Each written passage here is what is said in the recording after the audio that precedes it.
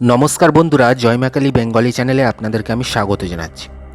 আজ আমরা এমন একটা বিষয় নিয়ে আলোচনা করব যা হাজার হাজার বছর ধরে মানুষের মনে কৌতূহল সৃষ্টি করেছে। প্রশ্নটি হলো, মৃত্যুর পর আত্মা কোথায় যায়? হিন্দু ধর্মের মতে মৃত্যু কোনো শেষ নয়, এটি শুধুমাত্র একটা জীবনের সমাপ্তি এবং আরেক নতুন যাত্রার সূচনা। শ্রীমদ্ ভগবদ্গীতায় শ্রীকৃষ্ণ অর্জুনকে বলেন, যেমন মানুষ পুরনো বস্ত্র ত্যাগ করে নতুন বস্ত্র ধারণ করে, তেমনি আত্মা পুরনো দেহ ত্যাগ করে তার নতুন দেহ গ্রহণ করে। অর্থাৎ দেহ নষ্ট হয় কিন্তু আত্মা কখনো নষ্ট হয় না। এবার জানবো আত্মা কি। হিন্দু দর্শনে আত্মাকে বলা হয়েছে চিরন্তন, অবিনশ্বর এবং অমর। দেহ জন্মায়, বড় হয়, অসুস্থ হয় এবং একদিন মারা যায়, কিন্তু আত্মার জন্ম নেই, মৃত্যুও নেই। তাই যখন কোনো মানুষের মৃত্যু হয় তখন আসলে দেহের মৃত্যু হয়, আত্মার নয়। এবার জানবো মৃত্যুর ঠিক পরে কি ঘটে। গরুড় পুরাণ অনুযায়ী মৃত্যু হওয়ার পর আত্মা কিছু সময় নিজের দেহ এবং পরিবারের আশেপাশেই অবস্থান করে। সে বুঝতে পারে যে তার শরীর আর কাজ করছে না। অনেক ধর্মীয় বিশ্বাসে বলা হয় এই সময় পরিবারের কান্না, প্রার্থনা এবং শ্রাদ্ধের প্রভাব আত্মার উপর পড়ে। এই কারণে হিন্দু ধর্মে মৃত্যুর পর নির্দিষ্ট সময়ে শেষকৃত্য ও শ্রাদ্ধ করার প্রচলন রয়েছে।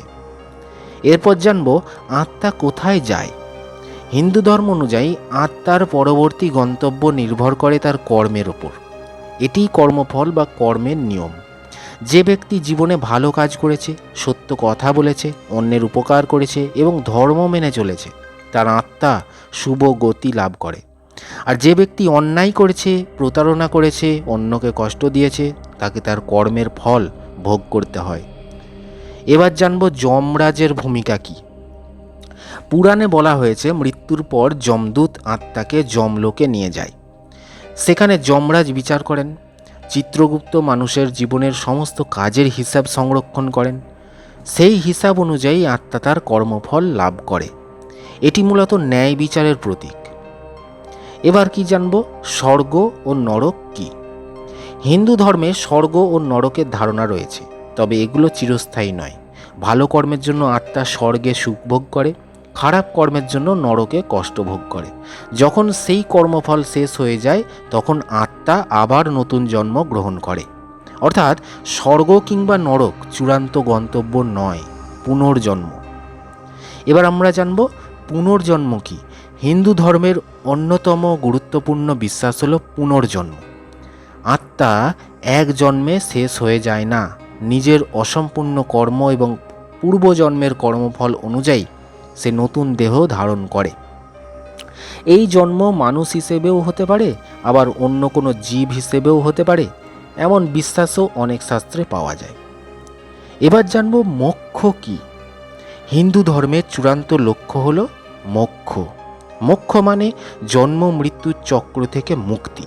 যখন আত্মা সমস্ত কর্মবন্ধন থেকে মুক্ত হয়ে পরমাত্মার সঙ্গে একাত্ম হয়ে যায় তখন আর তাকে পুনর্জন্ম নিতে হয় না। উপনিষদ এবং বেদান্ত মতে এটি মানুষের সর্বোচ্চ অর্জন। এবার জানব মোক্ষ লাভ কীভাবে সম্ভব।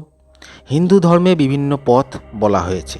ভক্তির মাধ্যমে ঈশ্বরকে লাভ করা, নিষ্কাম কর্মের মাধ্যমে কর্মফল থেকে মুক্ত হওয়া, ধ্যান ও যোগের মাধ্যমে আত্মজ্ঞান লাভ করা, সত্য, অহিংস, দয়া এবং ধর্ম পালন করা। শ্রীকৃষ্ণ গীতায় বলেছেন, যে ব্যক্তি আমাকে সম্পূর্ণভাবে উপলব্ধি করে সে আর জন্মমৃত্যুর বন্ধনে আবদ্ধ থাকে না। এবারে জানবো আমরা যে বিজ্ঞান কি বলে।